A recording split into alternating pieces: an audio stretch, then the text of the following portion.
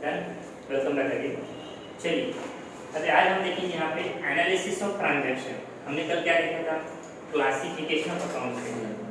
मतलब जब भी आपकी कोई ट्रांजैक्शन होती है तब उसमें आपको क्लासिफाई करना बहुत इम्पोर्टेंट है, और क्लासिफिकेशन के बाद जो प्रोसेस होती है वो एनालिसिस करना है।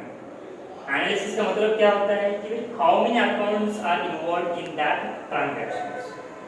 In every transaction there will be having two accounts compulsory are जैसे कुछ पर्सनल रहेगा, ये रियल रहेगा और फिर नॉमिनल रहेगा। दो अकाउंट्स हर ट्रांजैक्शन में होने ही होने because of the reason we are following the double entry system, right.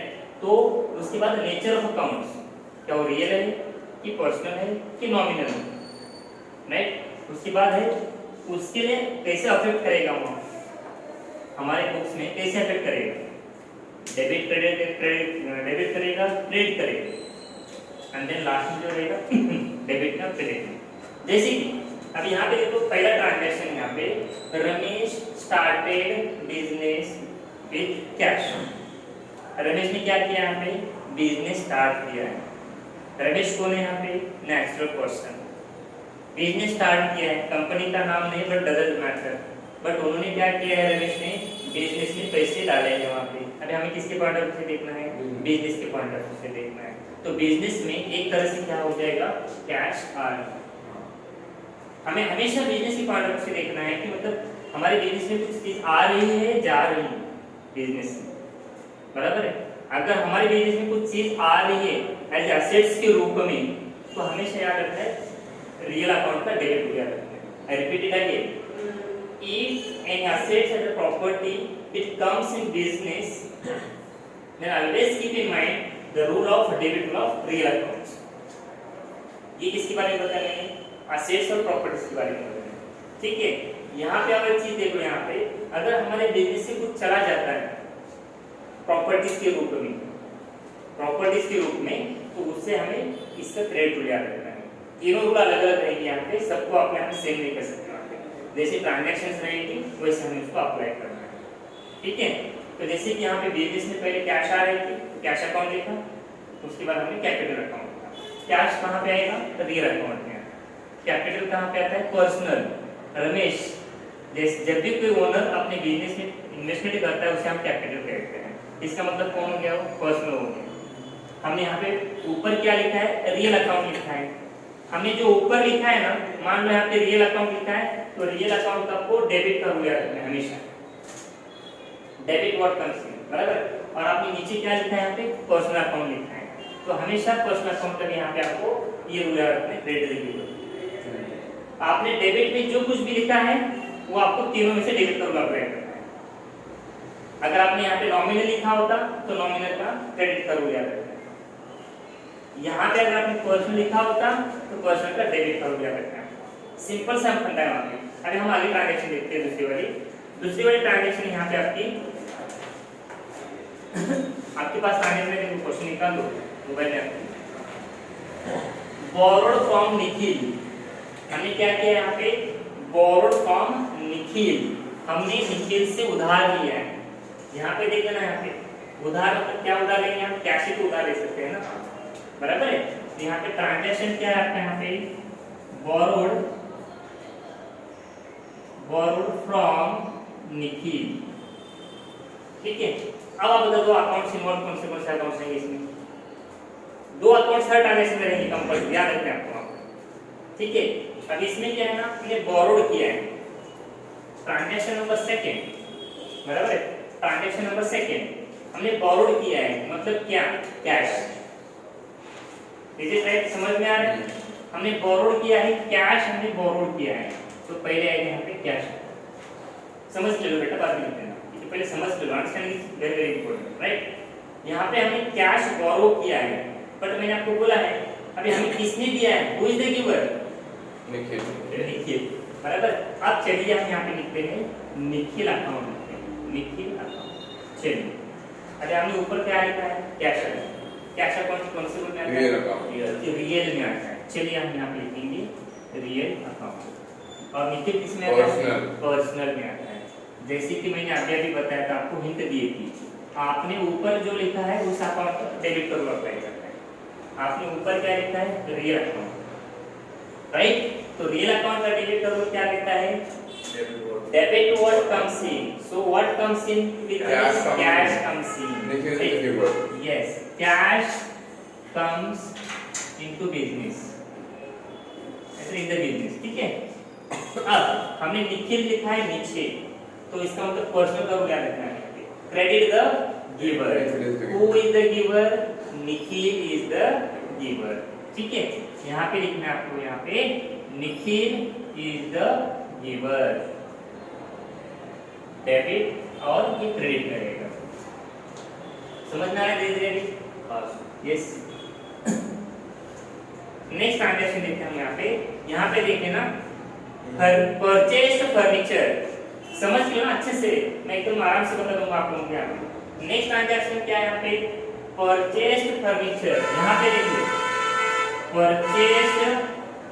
Purchased furniture, इसका मतलब क्या होता है, फर्नीचर खरीदा, बिजनेस में क्या है, एसेट है, एसेट, तो तुरंत आइडेंटिफाई करना है। हमने कल ही देखा है कि क्लासिफिकेशन करना है, बराबर। पहले हमें क्या लिखना है, फर्नीचर अकाउंट, बराबर है, फर्नीचर अकाउंट। बट यहाँ पे क्या लिखा है, फर्नीचर परचेज, हाँ, जब ऐसे इसी टाइप का ट्रांजैक्शन दिया रहेगा ना, इसका मतलब होता है कि कैश दिया है उसके लिए, समझ में आया? फर्नीचर अकाउंट क्या है, मतलब furniture account and cash account रहेगा, मतलब उन्होंने है ना कैश परचेज किया हुआ है, मतलब एक साइड से फर्नीचर लिया और दूसरे हाथ से उन्होंने कैश भी दिया। फर्नीचर कौन से अकाउंट्स में आता है, नेचर अकाउंट्स कौन सा आएगा, फर्नीचर का फर्नीचर अकाउंट आता है आपका रियल अकाउंट, रियल अकाउंट्स आता है, रियल अकाउंट्स आता है, बराबर है। यहाँ पे आएगा रियल अकाउंट, बराबर है। अब कैश अकाउंट किस में आएगा, वो भी रियल अकाउंट, दोनों भी रियल में आ जाएंगे। तो इस सिचुएशन में है ना, आपको दोनों भी रियल के रूल अप्लाई करना है, बराबर है। तो रियल का रूल क्या कहता है, debit what comes in, what comes in, furniture comes in, furniture what comes in, cash and what goes out, cash goes out from business, debit में जाएगा फर्नीचर और क्रेडिट में जाएगी कैश, ठीक है, समझ में आया?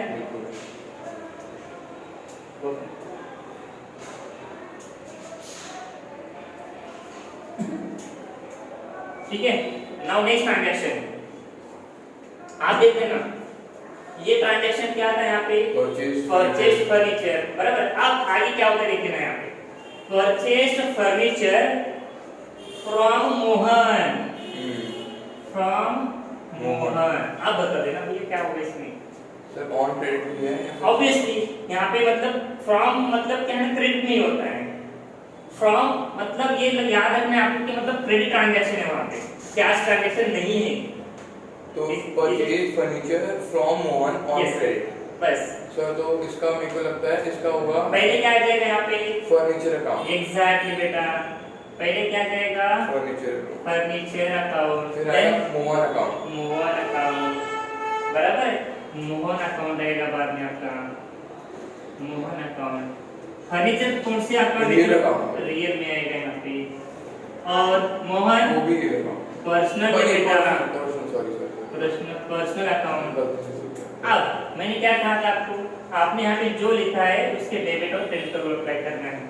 आपने रियल लिखा है यहाँ पे पहले, तो रियल मतलब रियल का डेबिट का रूल याद रखना है, furniture comes in, Mohan is the giver, yes exactly, furniture comes in, Mohan is the giver, right, Mohan is the giver, debit and credit, समझ में आ रहा है अच्छे से?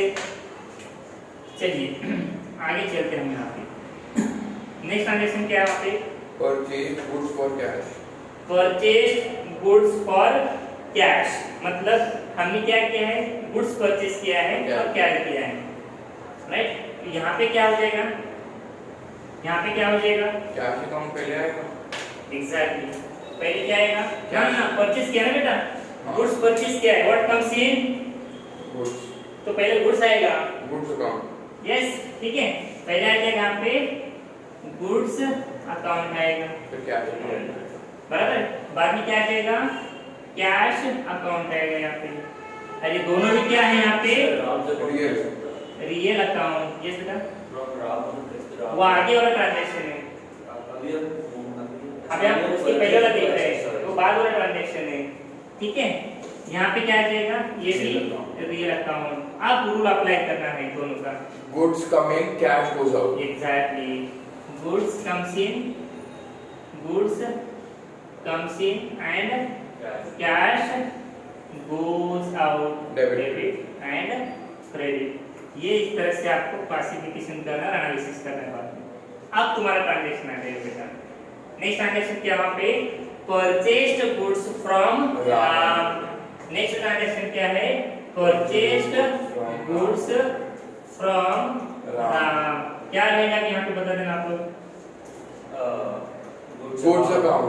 यस, पहला क्या आएगा यहाँ पे, Goods account, फिर Ram account. Goods account and Ram account. Goods किस में आएगा, Real account. रियल में आ जाएगा वहाँ पे, बराबर है, रियल अकाउंट। और Ram personal account. Personal account से वहाँ पे। ठीक है, पर्सनल। तो रियल का रूल क्या कहता है, Goods come in, Ram is the giver. Yes, goods comes in and Ram is the giver, debit and credit. समझ में आ रहा है अच्छे से अभी, बिल्कुल. कोई दिक्कत नहीं है समझने में। अब आगे देखते हैं, आगे क्या ट्रांजैक्शन में पढ़ लेना आप लोग। G part है आपका sold goods for cash. Yes, मतलब हमने गुड्स बेचा और कैश लिया, हाँ. तो बेटा नहीं समझ पहले cash account. एग्जैक्टली, पहले कैश अकाउंट आएगा ना बेटा, पहले कैश आ रही है हमारे बिजनेस में, cash account and goods account. ये दोनों भी क्या है यहाँ पे, Real account. Real account. ये भी क्या है, real account. Cash comes in, goods goes out. What comes into Cash business? comes in. Cash comes into the business. Goods go out. Cash comes in and Goods goods goes out. goes out. Debit and Credit. credit. ठीक है, तो इस तरह से करना है आपको यहाँ पे। नेक्स्ट ट्रांजैक्शन देखिए हम यहाँ पे, नेक्स्ट ट्रांजैक्शन क्या लिखी है, next transaction Sold goods to Hari on credit. यस, इससे क्या हुआ, Sold goods to credit. Sold goods to Hari. पहले आएगा। Exactly, Hari account. Hari is the receiver, फिर goods account. बराबर है। यहाँ पे क्या आ जाएगा, हरी अकाउंट आएगा पहले, Hari account and Goods account. Goods account. तो हरी कौन है यहाँ पे, Personal पर्सनल है यहाँ account. पे, personal account and Real account. Real account. So Hari is the receiver and Goods goes out. Goods goes out from the business. What it? Yes or no? Done. आगे देख सकते हैं, next transaction is what? I part.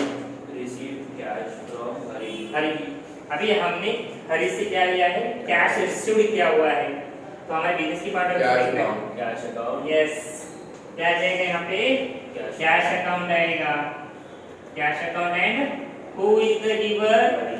Hari is the giver, right. Cash कहाँ पे आएगा, कौन से account में आएगा, रियल अकाउंट में, हरी पर्सनल अकाउंट में आ जाएगा। रूल कैसे अप्लाई करेगा वहाँ पे, Cash comes in. Cash From से comes Hari in, the giver. Hari is the giver. Hari Is the is giver. the giver, debit and credit। ये I part है. ठीक है, अभी नेक्स्ट कौन सा है, J. paid cash to Ram.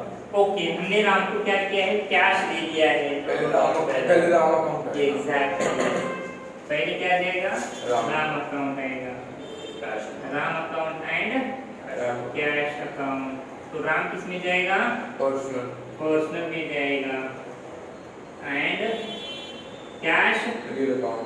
Real account में चली जाएगी।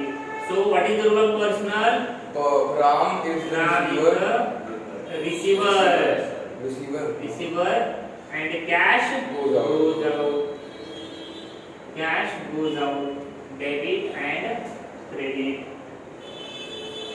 next transaction is what, Deposited into bank.